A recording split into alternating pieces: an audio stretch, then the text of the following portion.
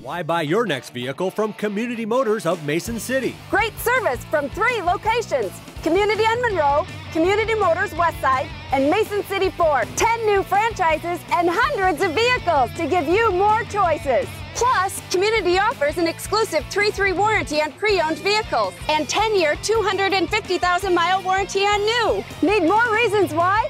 Stop or visit CommunityAutoGroup.com. 'Cause nobody beats a community deal, nobody.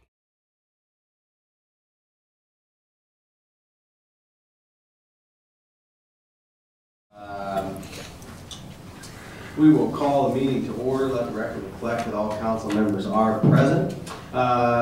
2 quick announcements. One, everything you see up here on everybody's desk, the packet is included and available to the public. And you can go to masoncity.net, go over to the right to government, down to mayor council, and you can find the packet that your council members use every evening on Tuesday, on the 1st and 3rd meeting of the month. Second, Blue Zones, just a quick announcement. We've been doing very well, very high, nice percentage. And to register your sport, please go to bluezonesproject.com or text BZP 277-2937. And you can always catch advertisements on KGLO radio as well. They've been helping and doing a great job of helping direct folks where to go along with the Globe Gazette and KMT. So we will entertain a motion a second to adopt the agenda. So moved. Second. All right. We have a motion and a second. All those in favor say aye. Aye. All opposed? All right. Well, we have a special item of business to start the evening off. It is a presentation by Right on the Park. And we have Mr. Kinsey, President of Right on the Park, here to make the presentation. Mr. Kinsey. Mr. Mayor, council members, I'm Chip Kinsey, President of Right on the Park, and I'm here to present you with a check.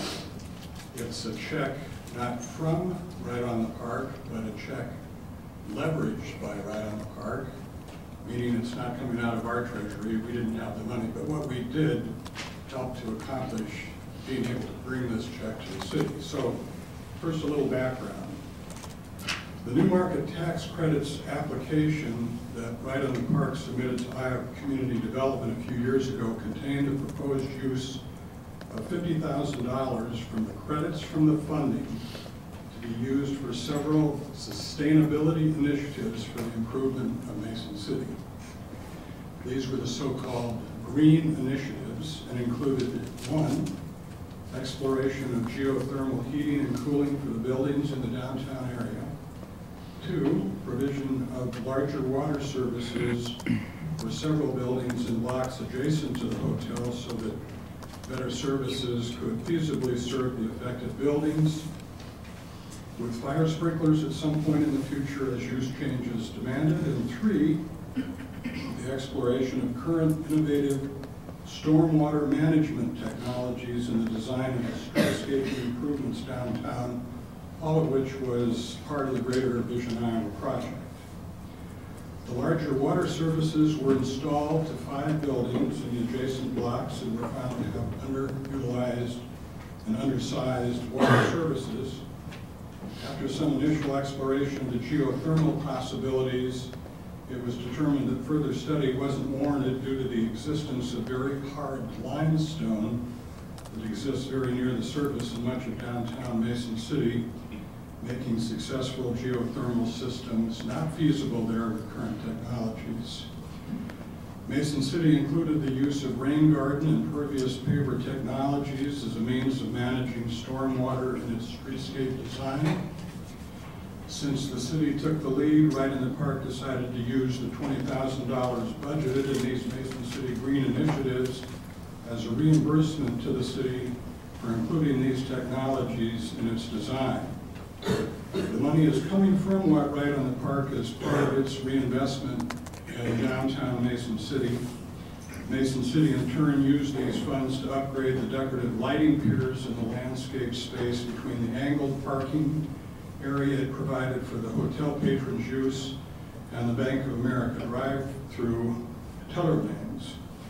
This upgrade has created a safer and very attractive hotel parking area and an alley corridor in this portion of the downtown adjacent to the west of the historic Park Inn Hotel.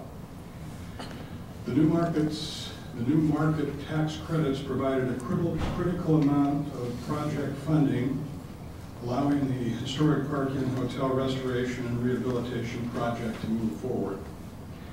The hotel project was made eligible for the new market tax credit funding by virtue of the fact that the census tract in which it is located experienced more than 10% out-migration in the 2000 census.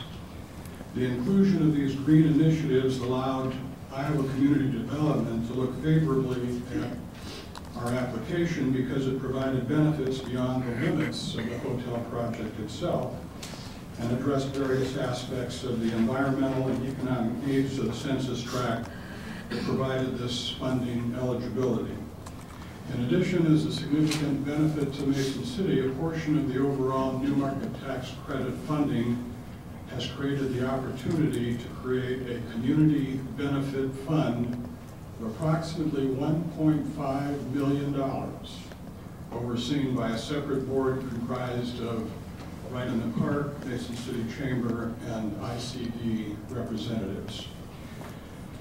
This fund will receive its financing this spring of 2012, with Right in the Park's receipt of final state and federal historic tax credit payments, and will provide the opportunity for ongoing funding for community improvement projects in future months and years. Right in the Park is pleased to present the City of Mason City with a check for $20,000. Thank you for being a partner of Right in the Park and the upgrades to a revitalized and more beautiful and vibrant downtown Mason City. Thank you very much, Mr. Kinsey.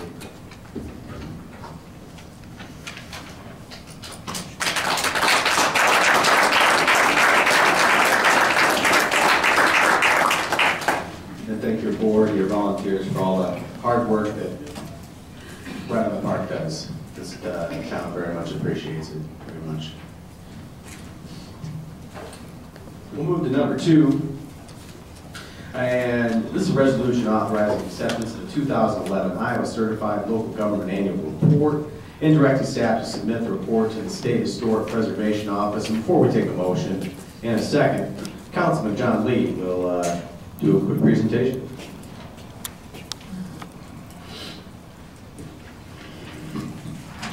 Good evening, Mr. Mayor, council members, citizens.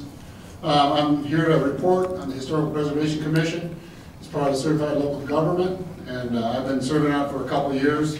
It's really my honor in order to speak on that behalf tonight. I'd like to just list some of our 2011 accomplishments, what we've been trying to do, and also some of our goals for 2012, and maybe do a little bit of recruiting while I have a microphone. Last year, 2011, what the Historical Preservation Commission is trying to do, obviously, is preserve the rich cultural history and architectural history that we have in the city that we're very proud of. And so we really encourage that. What we try to do on a very limited budget, we support the St. Joseph Cemetery Walk for the last couple of years. We have ongoing trying to help with the CDBG flood buyouts. We're working with Habitat for Humanity with some of those homes. That's a continued effort. We supported the east part of the band shell and exterior, which is about 95% complete as of the last week or so. We continue to survey the city and county owned properties to assess their historical significance. We issued RFQs for a feasibility study for the Egloff House. We held a public input session on possible reuse and move options, waiting for a final report for those recommendations. We assisted Main Street Mason City with the annual Great River City Festival, the Dillinger robbery and reenactment at the former First National Bank building downtown. We've investigated reuse of salvaged granite for historical markers, the purpose of use within this community. We assisted efforts resulting in a $500,000 CDBG grant from the state of Iowa to rehab 14 historical downtown facades. will serve as a design and review body for those rehabs. So we can work with people and try to keep these historically accurate as best we can. We help work the historic preservation booth at the annual home show at the North Iowa Fairgrounds, and our chairperson has spoken at local Kiwanis groups and to tell them what we're doing. Some of our goals, we have continually ongoing goals, obviously, to continue to encourage the preservation of the buildings in this town. We are very proud of this town, and people who are on this commission, from the ages of 16 and a couple years ago, 18-year-old, to a couple years older, we all have passion and to preserve this. But some of the new activities, we have ongoing ones, obviously, the East Park and agricultural heritage. But new activities we're looking into this coming year is obviously continue to look for grants for video interviews and programming to document Mason City history. We'd like to get out and interview people about what we remember from the days of old, of yore, so to speak. We're also looking at doing a system development of the Bob White stained glass windows that we have here in town. I'm not sure enough people know about the Bob White stained glass windows. We're doing a video on that and the promotion of that. Continue with the LOAs and the MOAs activities regarding the, also with the Forest Park and WP area properties with some different consultants. One thing I'd like to talk about real quickly, we have some buildings in this town and surrounding area that are in desperate need of a community support actions. Just to name a few, that everybody knows me, the engine, the firehouse engine, I'm going to use this as a podium for a second. There's some buildings in this community that desperately need saving.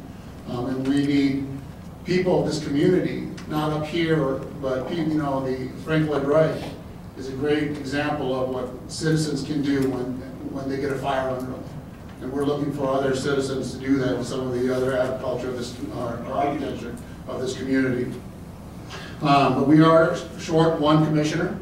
We're looking for one, and when our senior graduates and goes on to college, I think we'll be down 2 then, correct? So we're looking for 2 other commissioners. If you are interested, get on the website, fill out the application. But we have the report to submit, and thank you very much. Thank you, Mr. Lee. Hey, hold on here real quick. Council, do you have any questions for Mr. Lee? All right. Thank you very much. We appreciate your service and your commission's service.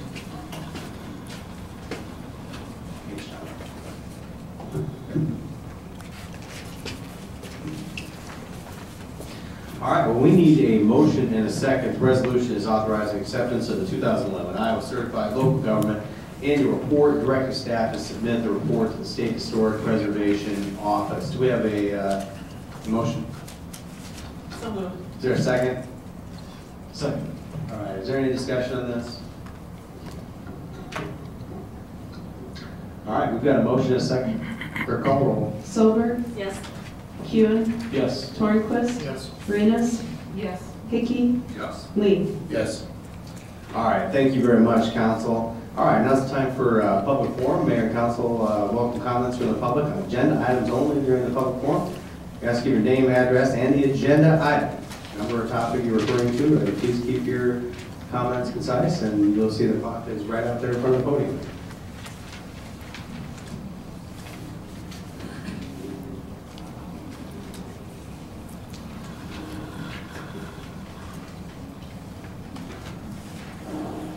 Good evening, Mr. Mayor and City Council members. My name is James Urban. I live at 2338 25th Street Southwest, Mason City. I'm also the president of the North Iowa Landlords Association. And this evening I'd like to comment briefly on item 18 on the TV agenda. Is that better?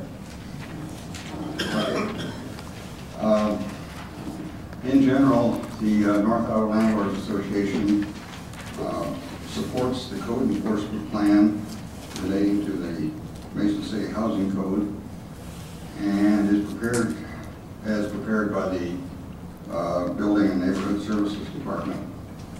And to demonstrate the support, I would like to volunteer my services or the services of a member of the Landlord Association to assist the Building and Neighborhood Services Department in further developing the code enforcement plan. Thank you. Thank you very much, Mr. Irvin. Anybody else?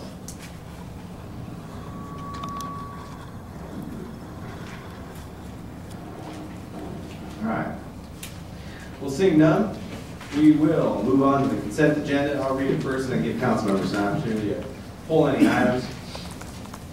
Number 3, minutes, regular minutes of January 17th, and work session minutes of January 16th and 24th, 2012. Claims dated January 19th, 26th, and February 2nd, 2012. Permits.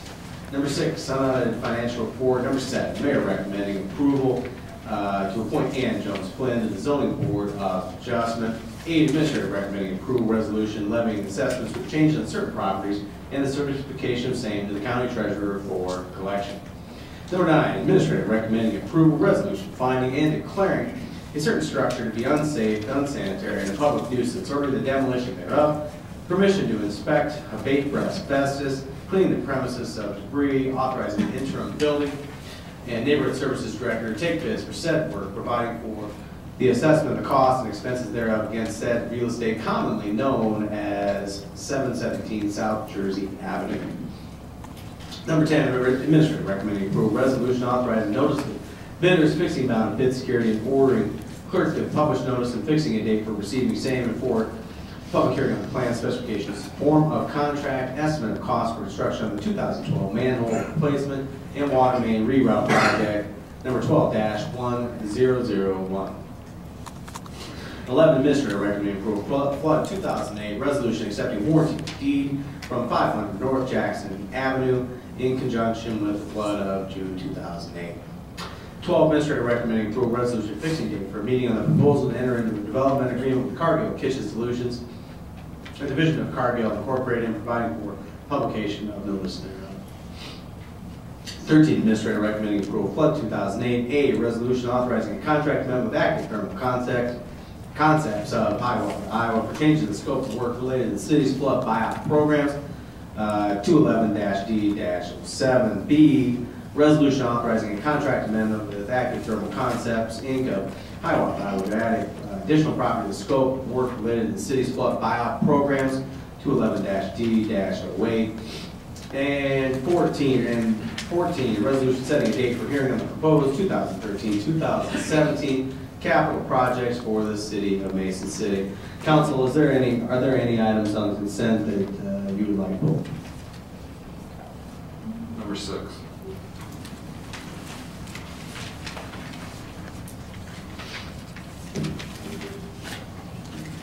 Any others down here?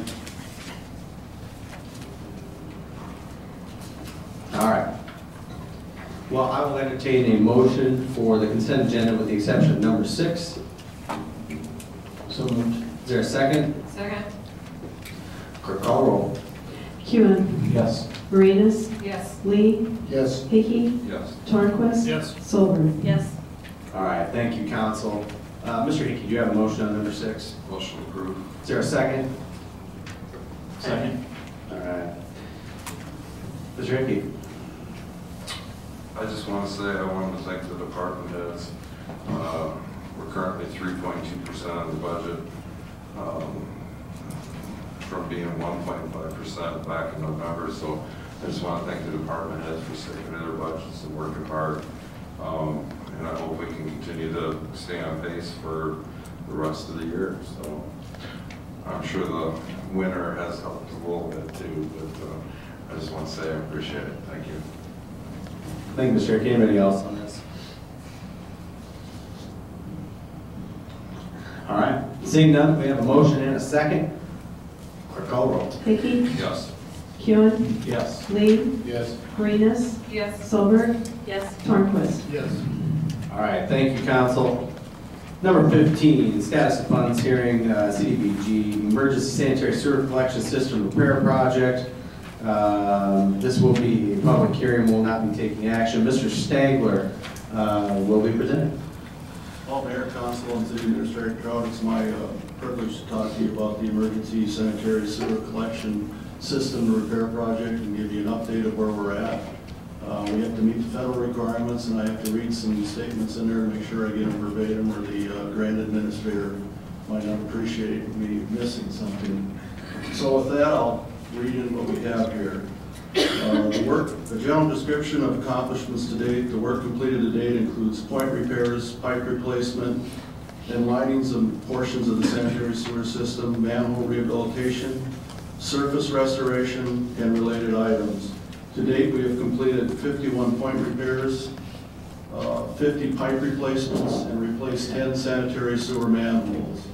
We have lined 53 sections of sanitary sewer pipe and rerouted 8 water mains. A summary of the expenses to date. To date, we have expended a total of $2,913,789. This includes $2,622,735 in grant funds and $291,054 in local matching funds. The overall construction cost is to date is $2,514,042. The engineering cost is $394,075. The project administration and development is $5,672. Again, for the total of $2,913,789. The general description of the remaining work. The work yet to be completed includes 10 pipe replacements, 3 point repairs, rehabilitation of 90 manholes, replacement of 3 manholes, lining of an additional 89 sections of sanitary sewer pipe, and obviously because winter came along, we have got some concrete replacement in numerous areas throughout town. Pipelining is continuing to ongoing, and we're out doing that as the weather allows every day, so that number of 53 is bigger. I can't give you an exact total now. Work is progressing nicely, and the underground excavation work is done until the spring of 2012. The project is due to be completed by the end of May, and right now it would appear that we're on schedule to meet that deadline, subject to rain, snow, freezing, thawing, but that's where we're at. A general description of changes made to the project budget, performance targets, activity schedules, project scope, location, objectives, or beneficiaries. The only change in the project was a 1-year extension to the time to complete the project, which was amended to complete the contract by May 31st of 2012. An extension can be granted if we so need it, but at this point in time, it's my feeling that we will not need to have that extension. So that completes what I have to say, unless you have questions. Thank you very much, Mr. Stangler. Thank you to you, your staff, Director Ram, his staff. Council, do you have any questions for the director? Thank you. All right, now's the time for public hearing. If you have any comments you would like to make regarding this item, please come to the podium and state your name and address.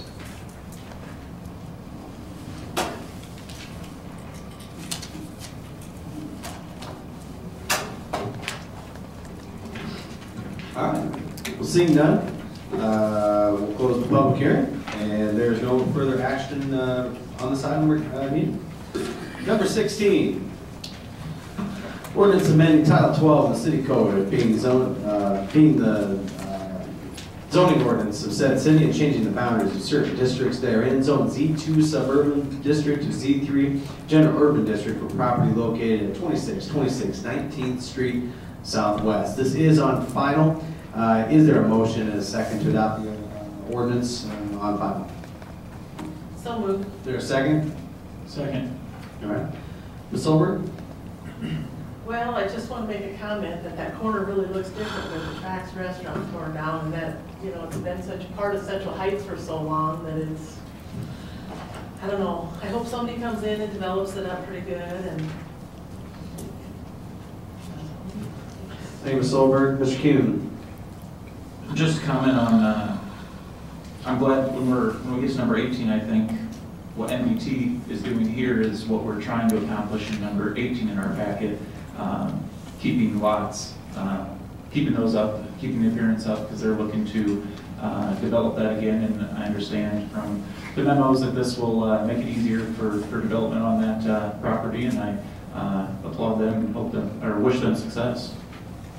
Thank you, Mr. Kuhn. Anybody else on 16?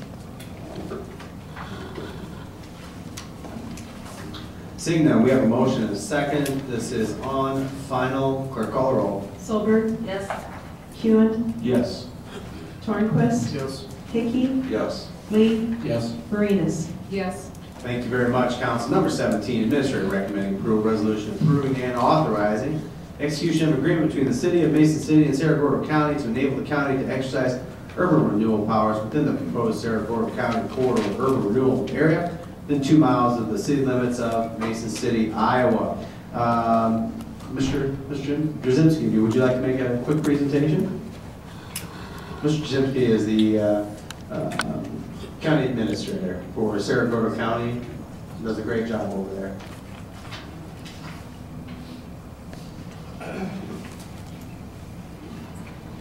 Thank you, Mr. Mayor, Council. Cerro Gordo County is embarking on its first urban renewal area out in the unincorporated area of the county. Depending on what the legislature does, it could be our last.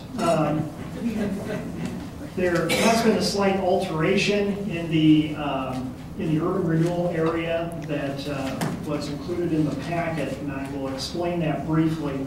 If you turn to the handout that I gave you, labeled Exhibit B, the original plan had included some agricultural land north of the Ziegler property and a couple other properties. Under state code, we are required to obtain a consent from the owners of more than 10 acres of agricultural land in order for it to be included in an urban renewal area. The owner of that particular property has declined to be included in the urban renewal area, and so we've had to amend our description and the boundaries accordingly to accommodate that.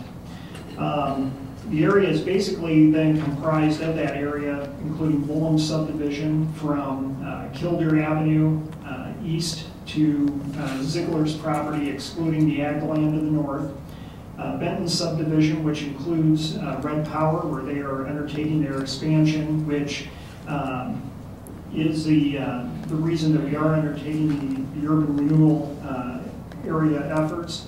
And then it also includes quite a bit of county-owned property. The 160 acres north of Highway 122, and then the area surrounding Willow Point and including Willow Point, the property that the law enforcement center's on and the surrounding farmland, and then the property to the east of Lark Avenue, the majority of which is in a floodplain. Although we don't have any immediate proposals or development proposals for the land owned by the county, the Board of Supervisors felt that it was valuable to include it because it allows the county to consider incentives for future acceptable development in that particular area. Like I said, the impetus for this is Red Power's expansion, and we have tentatively agreed to an incentive package with them, and this will enable us to move forward with this. Thank you very much, Mr. Drzymski. And, you know, from my perspective, and I think the council's perspective, we applaud Mr. Doherty and Mr. Amison and Mr. Erdahl. It's a progressive move for the county to do, and of course, we wish you all the best with Red Power as well. That is a good project here in North Iowa. So, with that, did anybody have any questions for Mr. Drzymski? Mr. Tornquist. Is Red Power on well water and septic system? They are at this time. Mason City provides water and sewer service as far west as Willow Point into that single-family residence south of Willow Point. It does not traverse the cemetery ground at all. Projects outside of city limits, I am assuming that if they had a need for police or fire, it would be the city of Mason City that provides those services? I'm not exactly sure how far Mason City's fire district extends out beyond city limits. I believe most of this area is within Clear Lakes Fire District, because I know the law enforcement center was, we had to enter into an agreement with the city of Mason City in order for the law enforcement center to be provided services by the Mason City Fire Department. Will Red Howard be building on their existing property? They are building on 2 lots west of their current property. They are currently located, this is going to be hard to see. I'm familiar. I know exactly where they are, and I see the 2 lots. They're building on the 2 vacant lots to the west of there. And then they will be marketing their existing building. Tell me a little bit about the rationale of the entire area. I support the concept for Red Power for the specific project that we have. The thought that I've been kicking around is, do we really want to include this much area? It seems if we do, we are by default encouraging development in this area. And if those of you that were at the curbside chat here just a week and a half ago, you know where I'm going with this. I've changed the way I'm thinking about things, and I'm concerned about encouraging expanding to the west when we can much more cost effectively infill. Just because it's in an urban renewal area doesn't necessarily mean we have to use incentives unless it's a project that is going to have great benefit for the area, and we can place controls on it for quality development as part of the development agreement if anything ever did occur out there. So I think what I'm understanding you to say is, even though we include a larger TIF district in what's needed to implement this specific project, if there was an interest in future development in this area, it would come back to all the governing bodies, similar to the manner in which this project has. And at that point in time, we have a chance to either approve it or not. I don't believe so. I believe that would be up to Cerro Gordo County to decide what types of incentives, if any, would be offered for development that's proposed in that area. I'd also point out that largely the county owned land is currently zoned A1 agricultural, and so any use other than agricultural would require a change of zone and would have to go through our Planning and Zoning Commission and Board of Supervisors if any of that land was to be developed. But it would seem that's exactly what we're setting ourselves up to do. Otherwise, why would we create the TIF district? I guess what I would articulate to my colleagues is I have absolutely no problem with the 4 parcels that we're talking about for the specific project, but I'd like to hear some dialogue on whether we think the district needs to be as large as what we've got it laid out to be. One comment I would make reference to the size. I know that from the discussion that we've had with some of our larger data centers, one of the project locations that is being considered with that project and a number of other projects is the background of the counties on the corner of Lark and Highway 122. And that has been considered by some of the folks looking at projects in our community as being a prime location for consideration. So I think that given that we're taking the effort, I guess that lot, what I'm trying to get is that lot is a lot that's drawn a lot of attention. So to not include it would be, I think, inappropriate as far as the design. Well, to follow up on that, I guess from a myopic point of view, wouldn't we rather push a project like that in, say, Indian Head? Well, or even out south of town where we've invested significant dollars in infrastructure? I agree, but when you look at the specific categories of requests that have come from those companies, this is the location that they want. So it's one of those things where this location is what they're desiring, they're not interested in the other location. So how far, I mean, you don't want to limit and tie your hands too much with regards to where you want them to locate, and that's the key. I think we would obviously push for the other locations for those reasons you talked about, but I don't want to limit our possibilities of being able to secure something. We'll hear a little bit of comment here from our colleagues. Anybody else? Mr. Mayor? Yeah, Mr. Lee. I echo some of those concerns, but I guess when I look at it, I'm kind of a keep your options open kind of guy.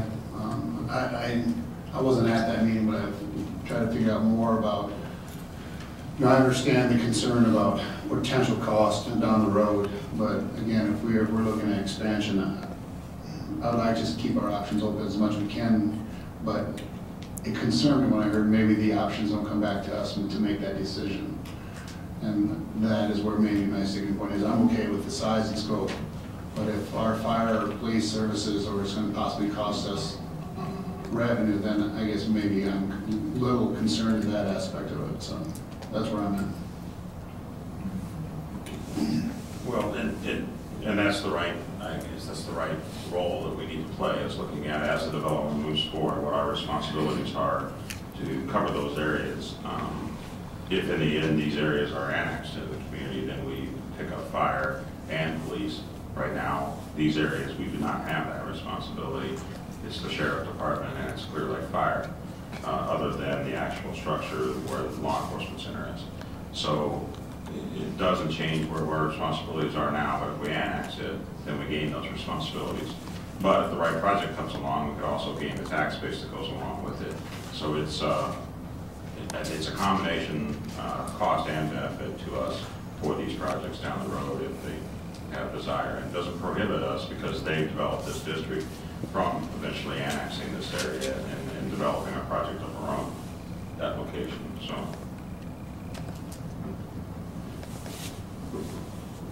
Anything else, Mr. Lee? No, thank you. No, thank you, Mr. Lee. Anybody else? Mr. Hickey. I like the idea of it from a flexibility standpoint. I understand where you're coming from, Mr. Tornquist, but when a project does come to North Iowa, I would agree. I'd like to see it go in our new industrial park or Indian Head or whatever. But again, if it means losing a project because they want to be on the highway, because some additional TIF revenues or whatever that we throw at them, I'd like to at least see the flexibility or the option of trying to keep them here if that's the location they desire. So I'm fine with it. Thank you, Mr. Hickey. Anybody else? Mr. Keenan. Can you just speak a little bit more about the boundaries and the reasoning for some of those cutoffs and the lines on those? I guess you have a specific question. The magnitude of the district and the benefits that you might see as far as drawing in some of those areas as opposed to not. Well, we definitely want to include Woolham subdivision to the north because there's already some industrial development there. And there is a potential for redevelopment of some of those properties. Likewise, to the south with Benton subdivision, that's where Red Power is located. The remainder of that land is all county controlled and county owned. We're under no development pressures right now for that particular property. In fact, we're getting very good rent from the tenant farmer on that particular piece of property right now. And so developing that property would require us to go back and negotiate those agreements and would create a number of other issues that we have to address. But because there, as Mr. Trout mentioned, there has been interest in, or at least the possibility of development of that piece to the north of 122 has been discussed. We felt that it was advantageous to include that in there. While we were at it, we thought it might be advantageous to also include some of the other county-owned land. But we placed the law enforcement center where it is. When we were doing the site planning of that, we intentionally pushed it to the south along 263rd Street so that in the future, if there was a potential development, it could be up along the highway, and then Backage Road could be put in linking Kingbird Avenue with Lark Avenue. I would just add that I want the count. I'm just speaking for myself, but I hope the council as a whole. I want to send that message that we are here to partner with the county. in Clear Lake and hope they reciprocate on future projects. But I like this idea. Of course, we always want it in our city limits and see those benefits to us, but obviously some of these projects I don't want to, like Councilman Hickey said, lose just because the district otherwise wouldn't cover enough of those incentives. So I think there's a lot of potential area for development between the two, our two North Iowa cities up here, and unless hearing some other major concerns, I appreciate the comments that Councilman Tornquist brought up, but I would support this at this point. I would just throw out that ag commodities are pretty high, and let's not take all of our ag land out of production. Ms. Marinas. I have a tendency to agree with Mr. Turnquist. I too attended that conference where just being a little more cautious about outsourcing everything out to your outer rims. And I think we should have a very concerned conversation about what we have within our city limits and areas that need to be developed within our city limits that at this particular point are sitting vacant. I'm thinking of Southport, or some of those particular areas, and on land on the north side of town too that we could look at a little differently. I don't have any problem with this moving forward, but I think in the future we really need to take a good hard look at the kind of funding we're putting on our perimeters that we need to put within our city. Thanks, Marinas.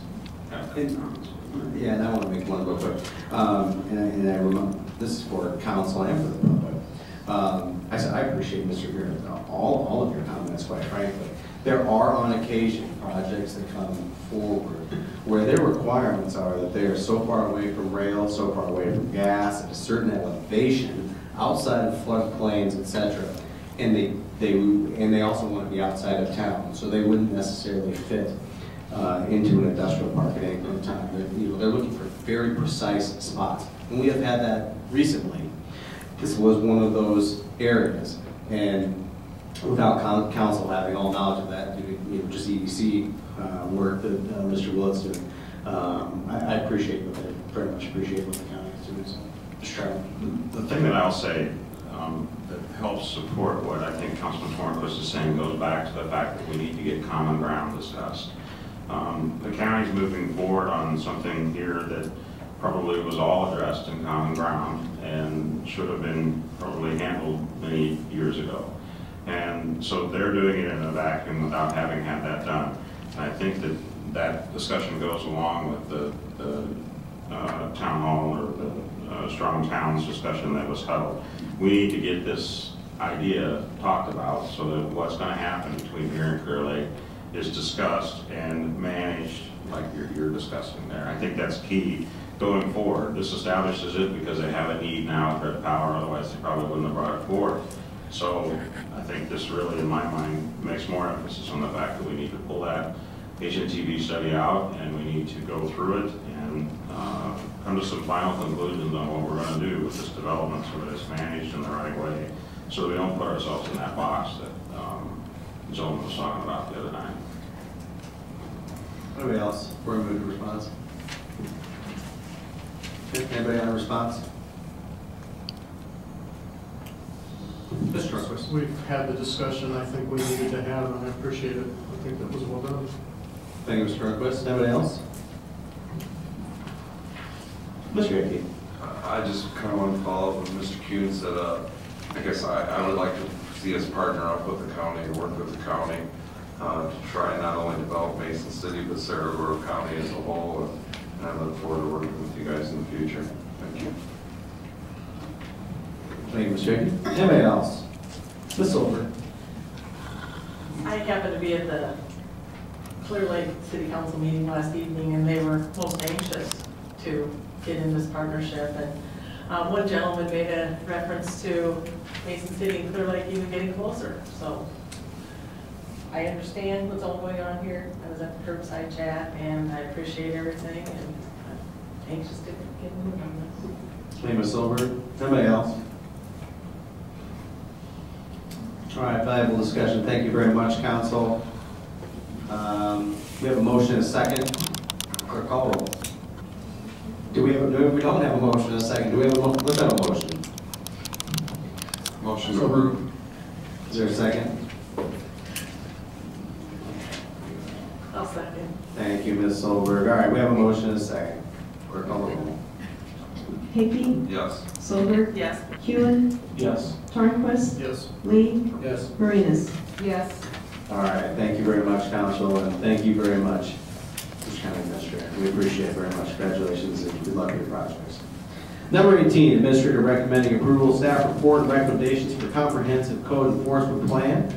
And before we put a motion out there, I think we're going to invite Ms. Otto.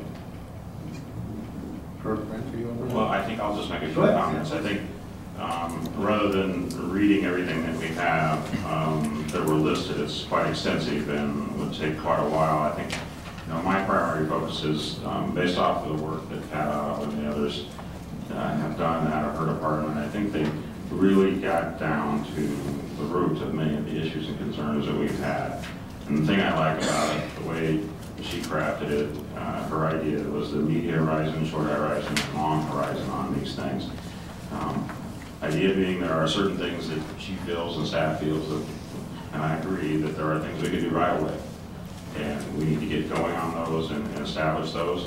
And she establishes those things that are question marks, exactly how we want to handle them. She's established dates to bring back changes to council so that we know what we're working on and what we're moving forward to. So I think that it's comprehensive, not maybe, I don't know. I look forward to the discussion as to whether we've hit the mark on the items that you're concerned about, and take your input so that if there are modifications for your goals regarding this issue, that we can take that into consideration and how we might modify what's being presented. Thank you, Mr. Trout. All right, well, let's have a motion and a second, and we'll discuss. Motion to approve. Is there a second? Second. All right, Mr. Hickey. Well, I just want to let everybody know I think Mrs. Otto did a fantastic job on this. From what I've read, I would entertain you coming up and maybe giving some of the highlights. I'm fine with that, and you can use my 5 minutes. Give us some of the highlights anyway. As to your plan. When I got together with staff, we spoke together as a group, and then I met individually with the inspectors to talk about what might keep them from doing their job as efficiently as they would like to do. And I felt that when this was first brought up at the end of December, that building permits were a major concern. And when we talked about this, the International Building Code language is very, very broad, but it also allows for our own interpretation of this. And so the one thing that we talked about was that we had no way to track a project. So we issue a permit, and unless they called for inspections, we didn't really know how far along they were on the project. And so the main thing that we felt that we could do right away on building permits was to, when we issue the permit, to immediately set up inspection dates for the first 3 months to make sure that it's getting started in a timely manner. If it is not, then to let the permit holder know that they will be expected to have this begun within the 6-month period, and then to follow them at the 6, 9, and 12-month periods to make sure that the work is continuing in a timely manner and that it's progressing. One thing that we can do down the line, if we feel this isn't working out for us, is to make recommendations to actually change the ordinance and put some more restrictive language in ourselves.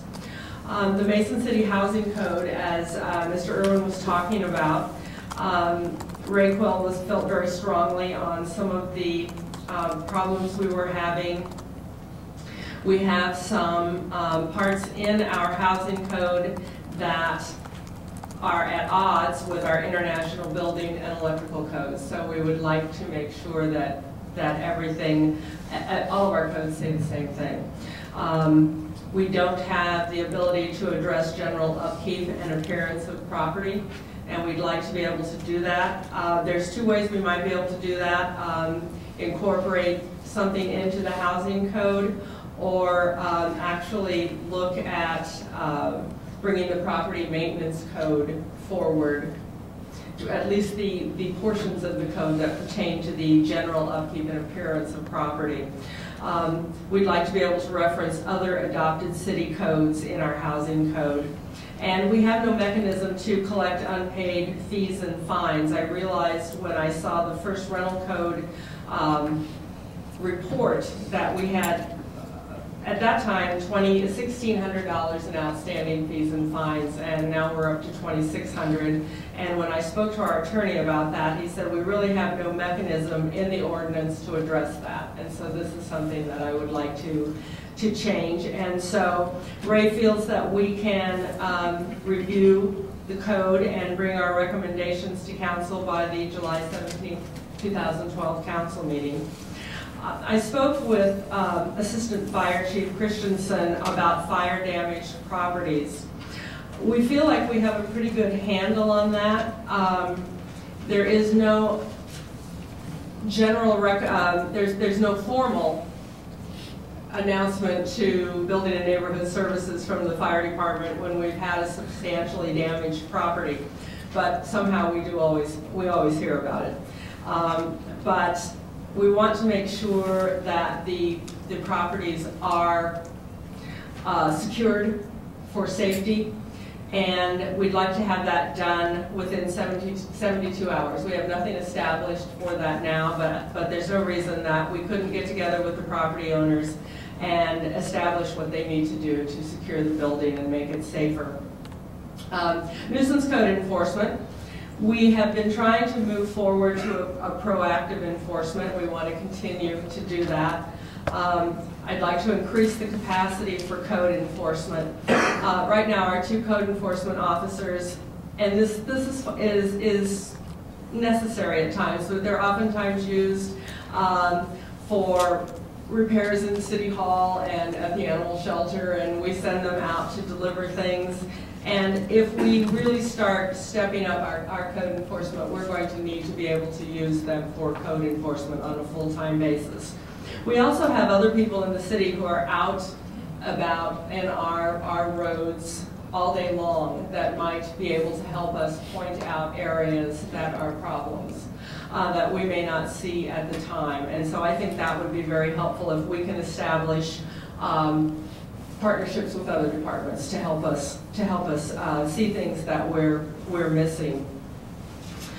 Dangerous building code, something that Mr. Trout brought up that I had not thought of, which I think is an excellent idea, is that we have an inventory of lists of existing properties that are on our watch list for being possible to have to demolish these buildings. And I think if we make these lists available to the public, if we make them available on our website to council members, that there may be people in the community who are interested in taking hold of this property and rehabilitating it and getting it back on the tax roll. So this is just just something we'd like to try. And assistance with homeowners with special circumstances. This is going to be difficult, and it's going to require the help of organizations in the community, of individuals in the community to help those who may not have the resources to take care of their properties the way they would like to do that. We have our own city volunteer coordinator who may be able to help in this.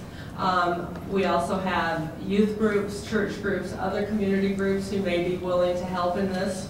There are national organizations that have groups on the local level. The 3 that I mentioned in here, Habitat for Humanities, A Brush with Kindness. We already have a local Habitat for Humanities. I know that, I believe it's Ms. Schoenberg is very, very busy, but perhaps someone else would be willing to help with A Brush with Kindness.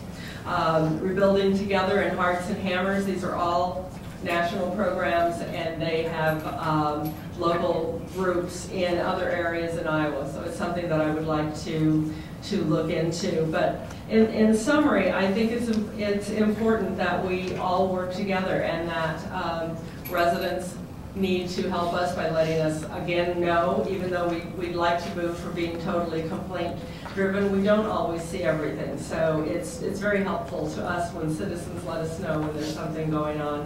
But also to step up the plate and show the neighborhood how they would like. It's not up to us to determine what a neighborhood should look like. It's up to the neighborhoods to determine how they would like their what impression they would like their neighborhood to make on the city. So, thank you. Name is Patrick. Go ahead. No, I just think great job to you and your staff. And I'm sure previous council members, Marksters and Nelson, they would say excellent job too. So I'll let other councils speak. Thank you. Thank you, Mr. Hickey. Anybody else? Mrs. Silver. I just want to say that I've been in the community now for going on 35 years, and most of the time spent out in Central Heights, and I think it's so valuable to have these neighborhood associations, because these folks rally all together, and if they see houses that need cleaned up, and Mr. Trout, Mr. Tornquist, you've been in on some of our cleanups, and it's amazing what's out there, and you don't realize it until you get a little bit deeper into the situation. And some of the things that we've encountered is just kind of like, oh, really? You know, it's in your own backyard, you don't realize it's there. And these folks really, really appreciate our help, because number one, maybe they're not physically able to do it, or number two, they don't have the means financially to do it. And we've done neighborhood cleanups now for, I want to say, maybe 7 years, and our neighborhood has improved. Big difference. Yes, you know, you were there from day one. But I mean, it takes volunteers like this to make it all come together. And Mr. Irwin, thank you for your, volunteerism there too. And there's a lot of other people that have expressed to me that they'd like to be on some of these committees too. So if there's some way we can get something going, I can forward some names to you as well. Thank you again. Thank you. Good job. Thank you, Ms. Silver. Anybody else? Mr. Tornquist. You and your staff have done a very nice job in short order, and I just wanted to say thank you. You've touched on all the points in your presentation that I had kind of highlighted myself, so I won't belabor those. The key point is it's collaborative, and it's going to take everybody, not just the staff, the council, it's going to take the whole community to try to move us to where we would like to be, and I think you've taken a giant step in that direction. Thank you. Thank you. Thank you, Mr. Tornquist. Ms. Burris. Well, I would like to add my thanks to Pat and her group that have worked so hard on this. It's great to see it moving forward. I would just hope that you would continue to use the citizens' input and take advantage of people like Mr. Irwin that have volunteered to be a part of shaping some of the items that we need to move forward. So thanks. Thank you. Mr. Keenan. Thank you for putting this together, and thank you to people like Mr. Irwin for putting your name out there to volunteer your time. I look at this from two perspectives. One is the way that it affects home values for people that might be neighboring parcels that might be wanting to sell their home, and the effects it has on them for people that aren't upkeeping their property. And I think we have a role as a city council to do what we can to police that and make sure people are in compliance with that nuisance ordinance. At the same time, I don't want it to be overburdensome on people, low-income families, seniors that might not have the means to clean up those properties or do what it takes to get that done. So I think it is going to take the citizens getting involved. I've received quite a few phone calls since this was put on the agenda from some homeowners, and one of the questions, a question to you, they had asked about language in the ordinance that required people to put cover over refuse or abandoned cars in their lots, and that was adequate enough to put them in compliance. And I drove by one of the homes that they were referring to, and they had quite a few concerns about cover may cover it up, but it's still an eyesore for them as a neighbor. And I didn't know if that was something that had been discussed or looked into. That was changed in our inoperable motor vehicle ordinance several years ago. You did used to be able to just put a tarp over your car, and that took care of it. We changed that ordinance to say that now vehicles need to be kept inside an enclosed building. Generally, the cars that they would cover with tarps were antique cars or cars that they would not be using during a certain season. And if they're operable on city streets, you don't have to do anything to them, but if they're not licensed or they're not currently registered, if they're not operable, their tires aren't inflated, the glass is not intact, other obvious things, they do need to be kept inside of a closed building or a enclosed trailer. Okay. Sorry, enclosed building or enclosed trailer. It is no longer, and hasn't been for several years, just to be able to throw a tarp over what we refer to as a junk motor vehicle and consider it out of sight, out of mind. The software updates that you referred to in the report, what kind of timeline are you looking at? Well, I had hoped to be able to bring it forward this year, but since we're unsure what's going to happen with the third floor, I thought that should be left to the new director.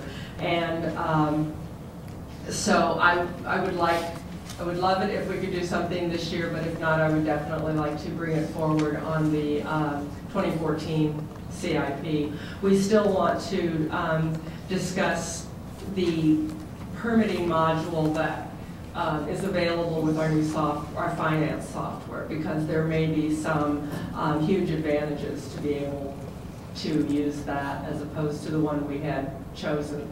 Does that software have any aspects that would allow citizens to report online? The one that we had originally chosen does. I really know nothing about the module that our Finance Civic offers. I only know that they offer a permit module, but the one that we were originally looking at, yes.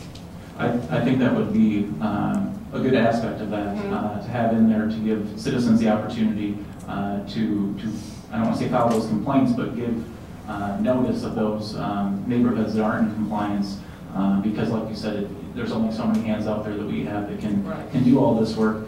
My last comments, I would just say, in a long-term aspect, I think it's only human nature that if we want to see long-term beautification of neighborhoods, having punitive fines, while short-term may be the answer, long-term I think we need to look into ways, and I would hope, and I would love to be part of this discussion, have ways of recognition of neighborhoods that are in compliance and neighborhoods that go months without having people on these lists and never have those nuisance issues, because if people are recognized and we're uplifting those neighborhoods that are doing the right thing, I think it's more of a community pride issue to get people to upkeep their parcels as well. I think fines are only going to do so much. It might be a short-term effect, but long-term, I think that's something we need to look at as well. Now it's time again. All right, thank you, Mr. Kim.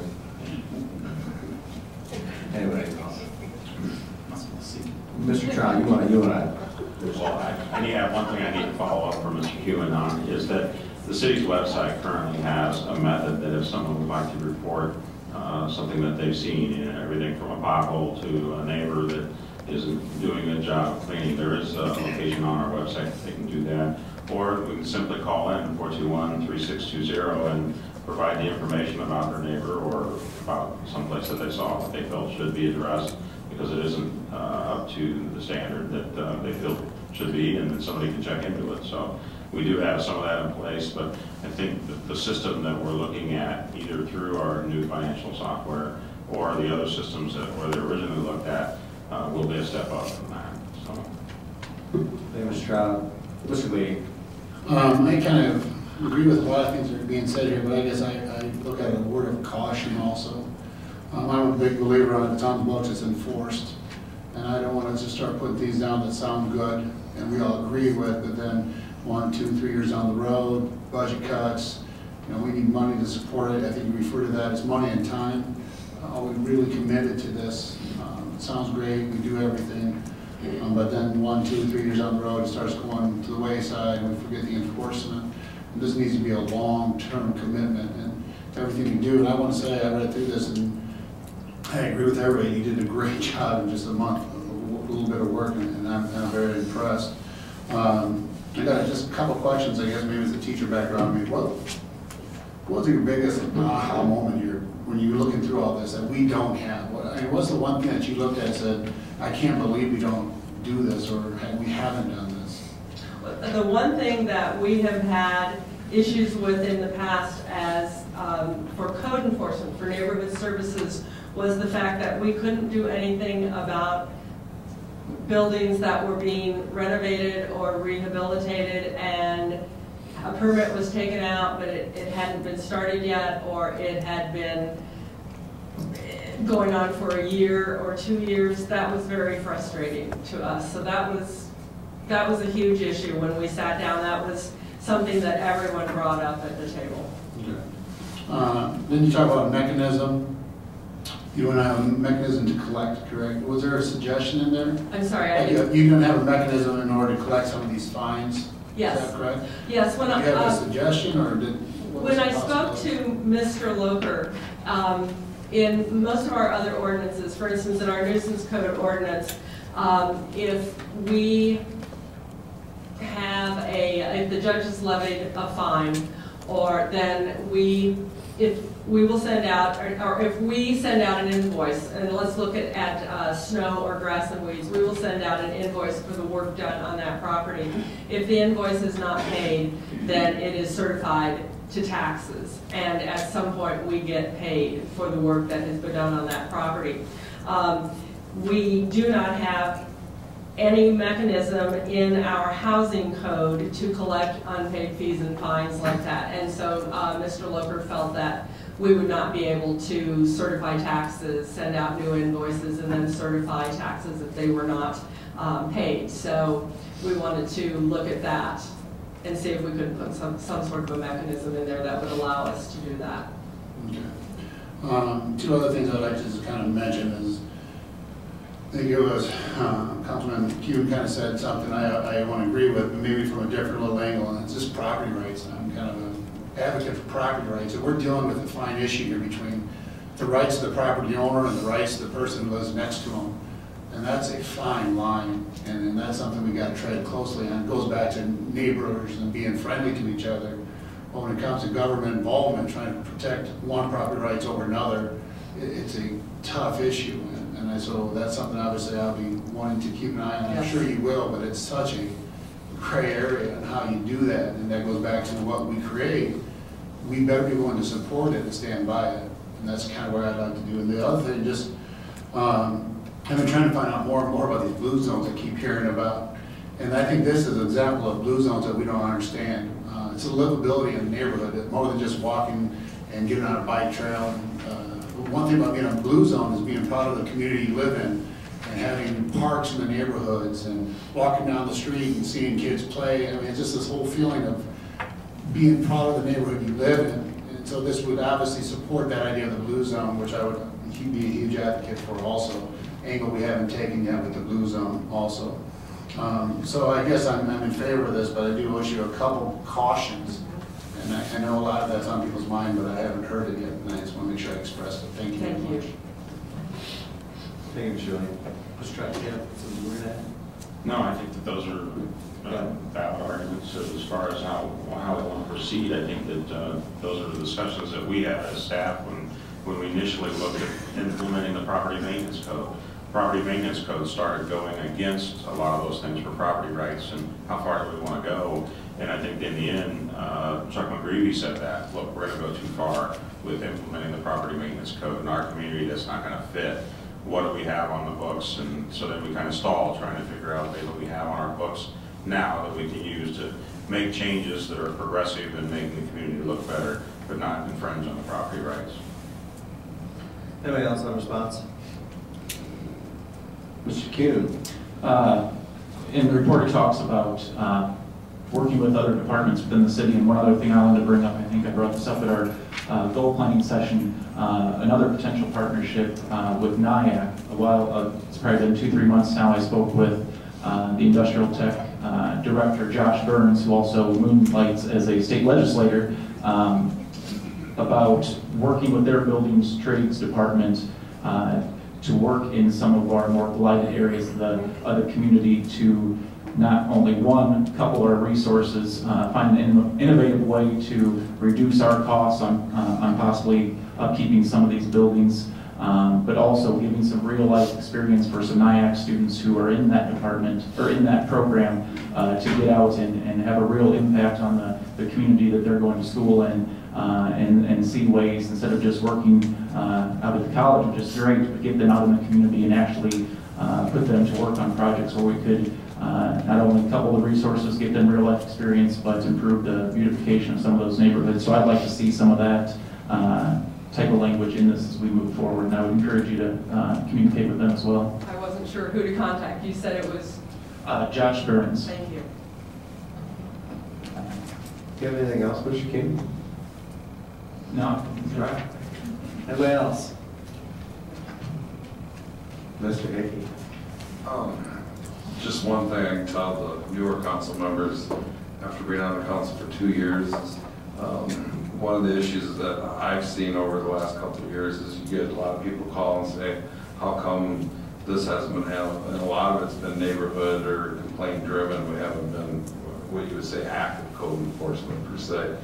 And one of the things I like about this going forward for the future is this might resolve some of the issues that when a neighbor calls or a citizen calls on somebody else, say it's a bush with a site issue where the bush has been there for 25 years and nobody's complained. Now maybe that issue gets addressed before and gets taken care of before it goes on for say 25 years. The one thing I want to ask you, have you looked, when Mark Jackson was here and we did our priority session, I talked to him and he told me there was they've had grants on CDBG grant money through the state of Iowa where you could make neighborhood specific and apply for grants, and he told me they got grants up to between $200,000 and $300,000. We do have some of those. Beth Enright is, I believe we've had rental housing, we've also had owner-occupied rehabilitation grants, and I believe we have one now. I've worked with her in the past on neighborhoods that we have been in frequently and see a need for something like that. We've had it in the Bryson Ong, we've had some in the 6th Street Southwest around Polk Avenue, and on the east side of Federal in the north end. So Beth does always try and keep on top of that. And good, because I was thinking when you were talking about assistance to homeowners, and if we have specific neighborhoods in mind, this might work out for something like this. Now, the last thing I just wanted to ask you about was, I know we put in $32,000 a year for demolitions. Mm-hmm. Do we utilize that money every year? Have we? Because I noticed you said you may need more for the future, or would ask for more possibly, but. If we could easily use the money, we're hesitant to bring houses up for demolition because it creates other problems in the neighborhoods. Right now, the $32,000 does fine, but this since August, I think this is the third house I've brought up for demolition, and at about $7,000 to $8,000 per house, it doesn't go very far. And I'm afraid if we ever found ourselves having to do something with a commercial building, this wouldn't cover it. So I'm of two different thoughts on that. I'm hesitant to ask for more money in case we use it, but there may be a need for it in the future. Sure, and I am too. Every year's good. Your time's expired. Sorry. Yeah. Anybody else? This is all weird. I just have a curiosity question. Please get money like for forfeiture funds and things like that. Is there any resource that you would have want to start building up a fund to get potentially more than that 32,000 in there? I mean, do we have any resources to collect anything, or what you're presenting here give us any resources? Not that I know of. I can discuss this with our finance director, but nothing really comes back into the budget. The only thing that I'll add is that if there is a fire in a location, there's a requirement, $10,000 is set aside by the insurance company to do the demolition of that building that has been burned. And that money is set and set aside for us. And then once it's demolished, then the money is released. We're able to cash a check to pay for the expenses related to that. So that's a requirement that happens every once in a while. I have a letter regarding a place that's burned, and we'll end up with the money to make sure and cover that expense. I didn't think about that, but that was actually the case for the property that we brought forward tonight for demolition. All right, thank you. Thank you, Ms. Solberg. Anybody else have a response? All right. Thank you very much for you and your staff's work. You guys did a great job, and very solid questions and observations here from council. We have a motion and a second. Clerk, call the roll. Hickey, Yes. Solberg, Yes. Seaman, Yes. Lee, Yes. Marinas, Yes. Torquist. Yes. All right, motion carries. Thank you very much, council. We see nothing else on the agenda. We are adjourned, and we'll have public listening votes here in 5 minutes.